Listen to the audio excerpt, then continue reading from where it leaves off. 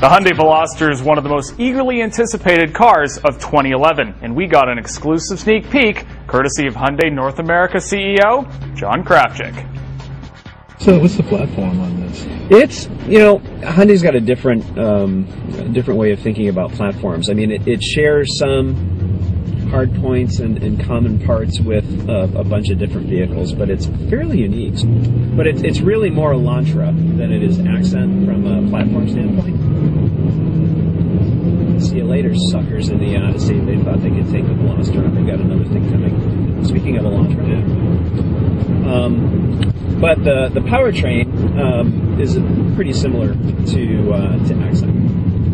With the direct injected 1.6, we've got the 1.8 Elantra.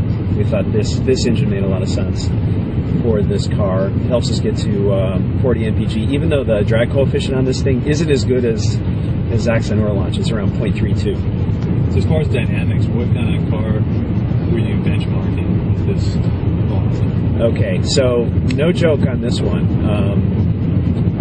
We went back in time and used a couple of my favorite cars. One of them is in my garage.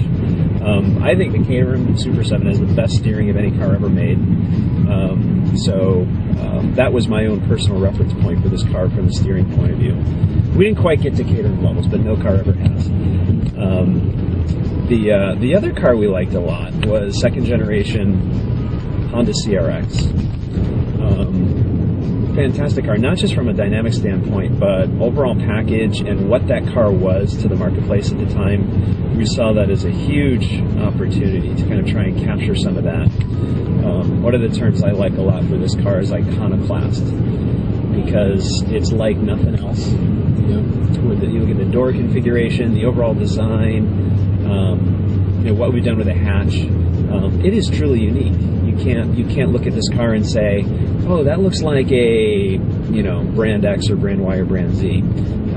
I think this thing could only be a Hyundai, and I think that's a real good thing for the car. It's got a lot of character. Now, beyond character and uniqueness, what was sort of the impetus behind one-door, two-door configuration? Practicality, so and for sure, uniqueness and innovation really, really important with what we did with the doors. But so here's the challenge, because I've had this question a million times from friends and family, journalists, everyone. And they might not have said it in this way, but this is where they're coming from. Why is it different on the left and the right? It's not bilaterally symmetrical. What's up with that? And my simple response is, the inside of the car isn't bilaterally symmetrical either. The steering wheel, the driver, is always on the left.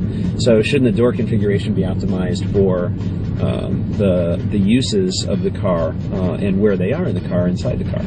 So we think of the driver's side as the personal side. That's the side for the driver. It's a long door, so they can easily get a briefcase or a notebook or whatever into the back seat without opening a separate door. And then the passenger side is the social side, right? Your front row passengers can easily get in, and the rear seat passengers can easily get in as well. Now, Jay couldn't talk his way into the driver's seat of that pre-production Veloster, so we'll just have to wait a few months for a full first drive of Hyundai's new sporty hatchback.